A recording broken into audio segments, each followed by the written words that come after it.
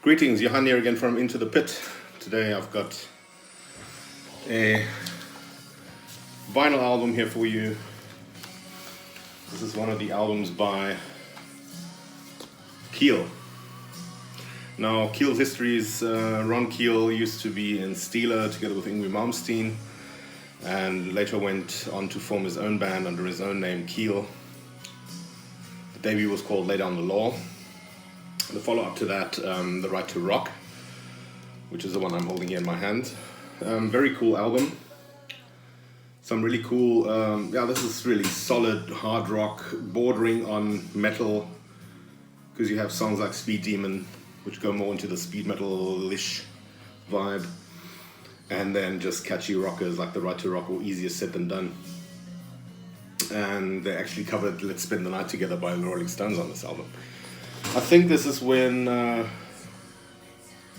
this is actually before, I'm not sure if this is already an album that Gene Simmons from Kiss co-produced. Oh yes, it actually says it here, produced by Gene Simmons. He went on to produce 2 or 3 albums of theirs. The follow-up to this is The Final Frontier, which I don't have on vinyl unfortunately, and the self-titled album KEEL. Afterwards there were a few other albums, Larger Than Live and Streets of Rock and Roll, I think. But my personal favorites are actually this one, The Right to Rock and Final Frontier. The self-titled KEEL album is actually a bit more commercial, not my top-ranking one. Oh, and Lay Down the Law before this was actually also quite good.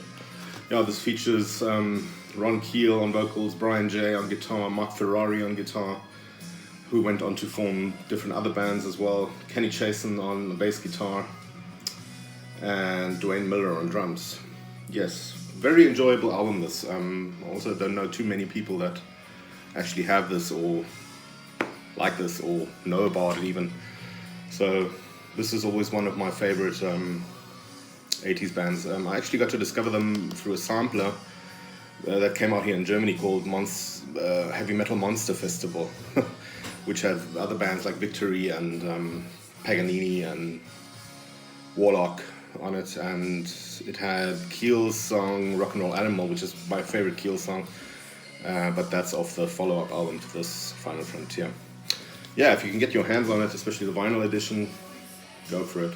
I think this is an original pressing, so just quite cool. 1985 exactly, so I'm quite chuffed.